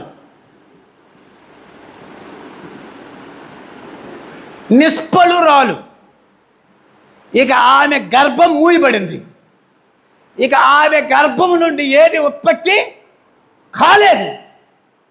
అయితే క్రీస్తును కూర్చిన జ్ఞాన విషయంలో ఆయన జ్ఞానము గొడ్రాలతనాన్ని తీసివేయగలదు, సోమరితనాన్ని తీసుకెళ్ళి వేయగలదు. అది మన జీవితాన్ని టోటల్గా మార్చగలదు. హల్లెలూయా. చూడండి, క్రీస్తునందు ప్రియమైన దేవుని పిల్లారా, అయితే మన యొక్క సోమరితనాన్ని, మన యొక్క గొడ్రాలుతనాన్ని తీసివేయడానికే దేవుడు ఆయన వాగ్దానం ఇచ్చాడు. హల్లెలూయా. ఆయన వాగ్దానం ఏమిటి? శారా ద్వారా నేను బిడ్డను అనుగ్రహిస్తాను. శారా ఏం చేస్తుంది? ఒక కుమారుణ్ణి తీసుకొని వస్తుంది. ఆమె గొడ్రాలుగా ఉండకూడదు, ఆమె గొడ్రాలుతనాన్ని నేను తీసివేస్తాను అని చెప్పేసి అన్నాడు. దేవుడే మనుష్య కుమారుడిగా దిగి వచ్చి ఆయన ఏం చేశాడు? వాళ్ళ శరీరాన్ని మార్చాడు, వాళ్ళ స్వభావాన్ని మార్చాడు, వాళ్ళ ఏజీని మార్చాడు, వారి యొక్క శరీరాన్ని మార్చాడు. వాళ్ళు ఇస్సాకుని తీసుకొని వచ్చారు. దేవునికి స్తోత్రం కలుగును గాక. హల్లెలూయా. కాబట్టి క్రీస్తునందు ప్రియమైన దేవుని పిల్లారా, శారా ఎవరో కాదు, వధువై ఉన్నదే. శారా ఎవరు? వధువు. ఇప్పుడు శారా గొడ్రాలుగా ఉండడానికి లేదు. శారాకు వాగ్దానం ఉన్నది, శారాకు కుమారుడు ఉన్నాడు. దేవుడు ప్రత్యక్షమయ్యాడు, శరీరాన్ని మార్చాడు, యవనస్తులుగా చేశాడు, గర్భాన్ని తెరిచాడు, ఇస్సాకునిచ్చాడు. మరి ఇప్పుడు వధువు కూడా గొడ్రాలుగా ఉండదా? దేవుడు వధువును గొడ్రాలుగా చేయడు. దేవునికి స్తోత్రం కలుగును గాక. హల్లెలూయా. చూడండి, క్రీస్తునందు ప్రియమైన దేవుని పిల్లారా, దేవుడు ఆయన ఏం చేశాడు? ఆదికాండం 18వ అధ్యాయంలో 1వ వచనంలో ఆయన మనుష్య కుమారుడిగా దిగి వచ్చాడు. ఆయన దేనిగా వచ్చాడు? ఆయన మనుష్య కుమారుడిగా దిగి వచ్చాడు. ఈ మనుష్య కుమారుడిగా దిగి వచ్చి ఆయన ఏం చేశాడు? అబ్రహాము శారా జీవితాలను మార్పు చేశాడు. వాళ్ళ గొడ్రాలుతనాన్ని మార్చింది ఏంటిది? మనుష్య కుమారుని పరిచర్య. దేవునికి స్తోత్రం. ఈరోజు సంఘం యొక్క గొడ్రాలుతనాన్ని తీసేది ఏంటిది? లూకా సువార్త 17, 26, 30 వచనాల్లో మనుష్య కుమారుని పరిచర్య. దేవునికి స్తోత్రం కలుగును గాక. హల్లెలూయా. కాబట్టి క్రీస్తునందు ప్రియమైన దేవుని పిల్లారా, ఈరోజు మనల్ని దైవ స్వభావంలోనికి తీసుకొని రావడం కోసం దేవునికి మహిమ కలుగును గాక. హల్లెలూయా. ఇప్పుడు ఈ యొక్క మనిషి కుమారుని పరిచర్య వచ్చి ఏం చేసిందంటే, ఒక పరిపూర్ణ మానవుని స్వరూపము, 7 గుణ లక్షణాలని, ఆ 7 దైవికమైన స్వభావాలను దేవుడు 7 సంఘకాలాల గుండా, నీతికరణ, శుద్ధీకరణ, పరిశుద్ధాత్మ బాప్తిస్మము గుండా 7 గుణాలే మన గొడ్రాలుతనాన్ని తీసివేసినవే. ఈ 7 గుణ లక్షణాలు ఎవరిలోనైతే ఉంటావో వారిలో ఏముంటది? ఇప్పుడు ఏముండదు? గొడ్రాలుతనం ఉండదు. ఏం చేస్తావు మనం? దేవుని యొక్క మనిషి కుమారుని యొక్క పరిచర్యను, ఆ పరిచర్య కింద ఆ శారాకు ఏం జరిగిందో ఈ కాలపు మనిషి కుమారుని పరిచర్య కింద వధువుకు కూడా సేమ్ బై సేమ్ అదే జరుగుతుంది. హల్లెలూయా. కాబట్టి నీ గొడ్రాలతనాన్ని తీసేసేదే దేవుని వాక్యం. దేవుని వాక్యం ఏమిటిది? అది దేవుని జాతి. ఇప్పుడు క్రీస్తు జాతి తెచ్చేది ఏంటిది? క్రీస్తు జాతిని ఉత్పత్తి చేయను. మరి ఈ క్రీస్తు జాతిని ఉత్పత్తి చేసేది ఏంటిది? ఈ వర్తమానమే, ఈ మెసేజియే. దేవునికి స్తోత్రం కలుగును గాక. హల్లెలూయా. కాబట్టి క్రీస్తునందు ప్రియమైన దేవుని పిల్లారా, మరి దేవుని యొక్క వాక్యం చెబుతూ ఉంటుంది. చివరిగా మనం చదువుకున్న వాక్యాన్ని మరొకసారి చదువుకొని మనం ముగించుకుందాం. ఆ మహిమా గుణాతిశయాలను బట్టి ఆయన మనకు అమూల్యములను అత్యధికములైన వాగ్దానములను అనుగ్రహించి ఉన్నాడు. దురాశను అనుసరించుట వలన లోకమంతున్న భ్రష్టత్వమును ఈ వాగ్దాన మూలముగా మీరు తప్పించుకొని దైవ స్వభావమునందు పాలివారగునట్లు వాటిని అనుగ్రహించను. ఏంటి అయ్యి? మీరు కిందికి చదివితే విశ్వాసము, సద్గుణము, 7 గుణ లక్షణాలు. ఈ 7 గుణ లక్షణాలు ఏం చేస్తుంది? ఈ మెసేజ్ ద్వారా ఈ 7 గుణ లక్షణాలు మనల్ని, మన గొడ్రాలుతనాన్ని తీసివేసి మనము ఎవరమో, మనము ఏమై ఉన్నామో, క్రీస్తు వాక్య జాతి, వధువు కూడా వాక్య జాతి. ప్రతి జాతి తన జాతిని ఉత్పత్తి చేయును. నువ్వు ఏ జాతి అయి ఉన్నావో ఆ గుణ లక్షణాలే, అదే స్వభావమును నువ్వు ఉత్పత్తి చేస్తావు. నువ్వు వాక్య జాతివైతే వాక్యాన్ని ఉత్పత్తి చేస్తావు. నువ్వు గొర్రెవైతే ఉన్నిని పుట్టిస్తావు. నీలో క్రీస్తు ఆత్మ ఉంటే క్రీస్తు జాతిని ఉత్పత్తి చేస్తావు. నువ్వు గొట్రాలుగా ఉండవు. ఈ గడియ వర్తమానమే, ఈ గడియ యొక్క సన్ ఆఫ్ మ్యాన్ మినిస్ట్రీయే, ఈ గడియ వర్తమానమే, ఈ పరిచర్యే క్రీస్తు జాతిగా మనల్ని చేసేది. God bless you. దేవుడు మీ అందరిని దీవించును గాక.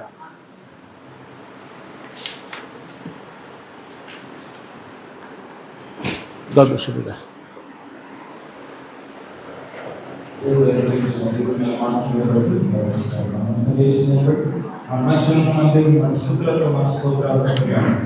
హల్లెలూయా, హల్లెలూయా, హల్లెలూయా, హల్లెలూయా, హల్లెలూయా, హల్లెలూయా. స్తోత్రములు, స్తోత్రములు, స్తోత్రములు, స్తోత్రములు, స్తోత్రములు తండ్రి. వందనములు ప్రభా, వందనములు యేసు, వందనములు ప్రభా. హల్లెలూయా, హల్లెలూయా, హల్లెలూయా, హల్లెలూయా.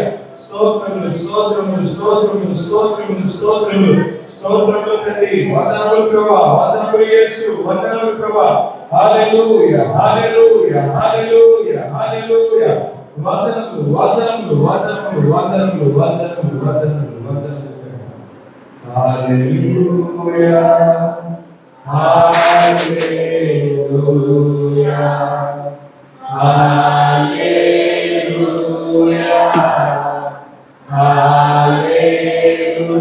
హల్లెలూయా,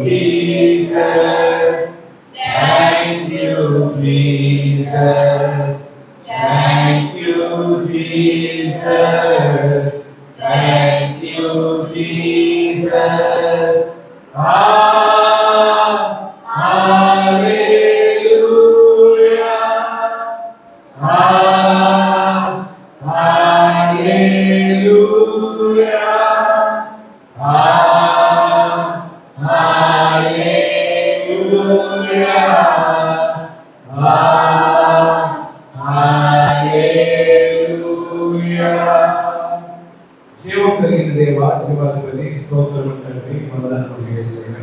ప్రభువా, ఈ రీతిగా మరొకసారి మీ సన్నిధానంలో మమ్మల్ని సమావేశపరిచినందుకు స్తోత్రములు. మమ్మల్ని సమావేశపరచడమే కాకుండా ప్రభువా, మరొకసారి నీవే మా మధ్య దిగి వచ్చావు తండ్రి. ఎప్పటి వరకు ప్రభు మీ దాసులను మరుగు చేసుకుంటాడు. మమ్మల్ని ఉద్దేశించి మాట్లాడినందుకు స్తోత్రములు మా గొప్ప దేవుడా. అవును ప్రభువా యేసయ్య, ఈ లోకంలో ప్రభువా యేసయ్య మా గొప్ప దేవుడా, మేము తండ్రి ప్రభువా యేసయ్య శరీర కార్యముల ద్వారా ప్రభువా జన్మించాము. మా గొప్ప దేవుడా ప్రభువా శరీర కార్యముల ద్వారా జన్మించడానికి ప్రభువా యేసయ్య మేము పుట్టుకతోనే ప్రభువా పాప స్వభావాన్ని కలిగి ఉన్నాము తండ్రి, అబద్ధ స్వభావాన్ని కలిగి ఉన్నాము. మా గొప్ప దేవుడా ఒకనాడు ప్రభువా నీవు ప్రభువా ఏదేను వనంలో తండ్రి అవ్వా అదాములను ప్రభువా నీవు సృష్టించావు ప్రభువా.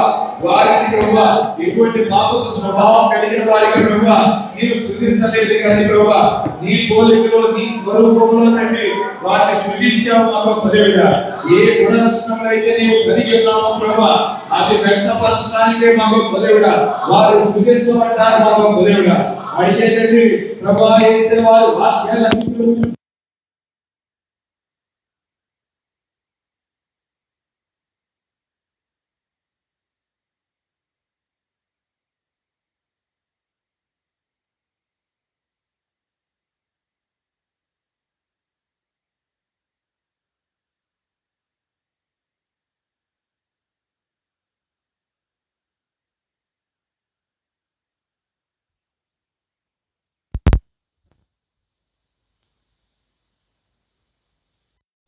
పడిపోయిన మానవుడు ప్రభువా యేసయ్య అదే స్థితిలో విడిచిపెట్టుటకు ప్రభువా మీ ఆలోచన కాదు కానీ ప్రభువా యేసయ్య మా గొప్ప దేవుడు మీ బిడ్డలందరూ ప్రభువా మీ స్వరూపాన్ని కలిగి ఉండాలని ప్రభువా మీ పోలిక కలిగి ఉండాలని ప్రభువా మీ యొక్క ఆలోచన అయ్యను ప్రభువా మీ గుణలక్షణములు వ్యక్తపరచాలని ప్రభువా మీ ఆలోచన అయ్యను ప్రభువా అందుకే ప్రభువా యేసయ్య మా కోసం నీవు శరీరధారిగా వచ్చావు ప్రభువా. ప్రభువా రాజా స్తోత్రములు తండ్రి, ప్రభువా మా గొప్ప దేవుడా మా కోసం తండ్రి ప్రభువా మీ రక్తాన్ని కాచావు ప్రభువా, మీ ప్రాణాన్ని పెట్టి ఉన్నావు మా గొప్ప దేవుడా. ఈనాడు ప్రభువా యేసయ్య నిన్నే మా రక్షకుడిగా నిన్నే మా విమోచకుడిగా ప్రభువా మేము అంగీకరించడానికి ప్రభు చూపించావు మా గొప్ప దేవుడా. ప్రభువా అంతేకాకుండా ప్రభువా ఎవరైతే ప్రభువా నిన్ను రక్షకుడిగా అంగీకరిస్తారో ప్రభువా వారి పైన ప్రభువా మీ ఆత్మను ప్రభువా పని చేయనట్టు చేస్తా ఉందని దేవుడు ప్రభువా. యేసయ్య స్తోత్రములు తండ్రి, మీ ఆత్మ పని చేయకపోవాలి ప్రభువా, మీ కుమారుడు మీ కుమార్తెలు ప్రభువా మీ సన్నిధికి నడిపించబడతా ఉన్నారు తండ్రి. అక్కడ వాక్యం ద్వారా వారితో మాట్లాడుతున్నాం ప్రభువా. యేసయ్య వారి ఆలోచనలు అడుగుతున్నాం ప్రభువా, వారి తలంపులను అడుగుతున్నాం ప్రభువా, వారి ఉద్దేశాలను అడుగుతున్నాం మా గొప్ప దేవుడా. ప్రభువా యేసయ్య మా గొప్ప దేవుడా వారి హృదయాలలో ప్రభువా వారి అంతరంగాలలో ప్రభువా యేసయ్య నీవు పెట్టిన వాక్యం మీద ఎప్పుడైతే పరిశుద్ధాత్మ తాకుచున్నదో మా గొప్ప దేవుడా ప్రభువా యేసయ్య ఆ స్వభావాన్ని వ్యక్తపరచున్నట్టు ప్రభువా నీవు ప్రభువా చేయుచున్న దేవుడు అయినా ప్రభువా. యేసయ్య మా గొప్ప దేవుడా వాక్యాన్ని వినినప్పుడు తండ్రి ఆ వాక్యాన్ని అంగీకరించుచున్నప్పుడు ప్రభువా మా అంతరంగంలో ప్రభువా వాక్యం ప్రవేశించుచున్నది మా గొప్ప దేవుడా. ఇక ప్రభువా జీవించువారు మేము కాదు కానీ మా గొప్ప దేవుడా ప్రభువా యేసయ్య ప్రభువా నీవే మాలో జీవించున్నట్టు ప్రభువా యేసయ్య మేము మార్చబడుచున్నాం మా గొప్ప దేవుడా. మీ గుణలక్షణములను ప్రభువా మేము వ్యక్తపరచున్నట్టు ప్రభువా యేసయ్య మేము మార్చబడుచున్నాం ప్రభువా. యేసయ్య మా గొప్ప దేవుడా మేము ఫలించని వారంగా ప్రభువా ఉండుట మీ ఆలోచన కాదు కాదు ప్రభువా. యేసయ్య మమ్మల్ని ప్రభువా ఫలించు వారిగా మా గొప్ప దేవుడా నీవు మార్చుచున్నావు తండ్రి. ప్రభువా ఫలించని ప్రతి చెట్టు ప్రభువా నరికి వేయబడినని ప్రభువా వాక్యము చెప్పుచున్నది ప్రభువా. మేమైతే ప్రభువా ఆ హోమ చేతి కర్ర మాదిరిగా ప్రభువా అతి పరిశుద్ధ స్థలంలోకి నడిపించబడుచున్నాం ప్రభువా. మాలో శక్తిన మహిమ ప్రభువా ప్రవేశించుచున్నది ప్రభువా. ప్రభువా నీలో నుండి ప్రభువా ఏ విశ్వాసం వ్యక్తపరచబడినదో ప్రభువా అదే విశ్వాసం నేను వ్యక్తపరచడానికి ప్రభువా మీలో నుండి ప్రభువా ఏ ప్రభావం అయితే ఏ శక్తి అయితే బయటకు వచ్చిందో ప్రభువా అదే ప్రభావం అదే శక్తి మాలో నుండి ప్రభువా బయటికి రావాలని దగ్గర చూపించుచున్నాం ప్రభువా.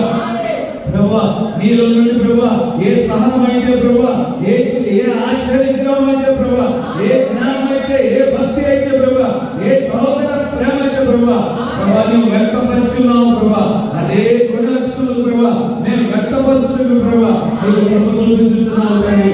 ప్రభువా యేసే భౌతికమైన ప్రభువా మా జ్ఞానం ద్వారా గుణలక్షణాలను మేము వ్యక్తపరచలేము ప్రభువా.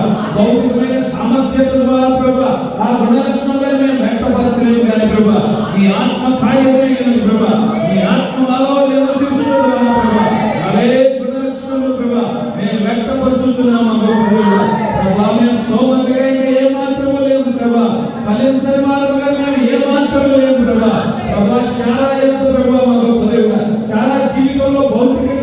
ఏ కార్యమైతే జరిగించావో మా యొక్క ఆత్మీయంగా ప్రభా ఆ కార్యమని జరిగించుతున్న దేవుడు యేసయ్యా స్తోత్రములు. అటువంటి కృప ప్రభా యేసయ్యా ప్రభా మా గొప్ప దేవుడా మా యొక్క ప్రభా నీవు కలుగజేశావు మా గొప్ప దేవుడా వందనములు తండ్రి ప్రభా. ఈ లోక స్వభావాన్ని మేము వ్యక్తపరచకుండా ప్రభా నీ స్వభావాన్ని వ్యక్తపరచుటకు ప్రభా నీవు కృప చూపించుచున్నావు తండ్రి. అదే ప్రభా ఈ లోకం నుండి ప్రభా మమ్మల్ని ప్రభా వేరుపరచుచున్నది ప్రభా.